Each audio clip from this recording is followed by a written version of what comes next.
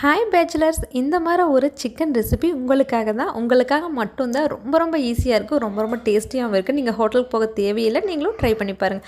அதுக்கு ஒரு குக்கரில் 2 டீஸ்பூன் எண்ணெய், கொஞ்சமாக கடுகு, ஒரு பெரிய வெங்காயம், 4 பச்சை மிளகாய், 3 தக்காளி, ஒரு கொத்து கருவேப்பிலை இதெல்லாம் சேர்த்து நல்லா வதக்கிட்டதுக்கப்புறமா 1 கிலோ சிக்கன் இதையும் நல்லா வாஷ் பண்ணி கழுவி விட்டு நல்லா சேர்த்ததுக்கப்புறமா இது கூட சிக்கன் கடையிலே கிடைக்கிற சிக்கன் மசாலா, 1 ஸ்பூன் மஞ்சத்தூள், கொஞ்சமாக இஞ்சி பூண்டு பேஸ்ட் இதெல்லாம் சேர்த்து நல்லா வதக்கிட்டதுக்கப்புறமா 10 பீஸ் தேங்காய் இதையும் சேர்த்து நல்லா வதக்கி விட்டு தண்ணி எதுவுமே சேர்க்க தேவையில்லை. இது ஒரு 3 விசில் விட்டு எடுத்தீங்க அப்படின்னா சூப்பரான சிக்கன் மசாலா ரெடி ஆயிரும்.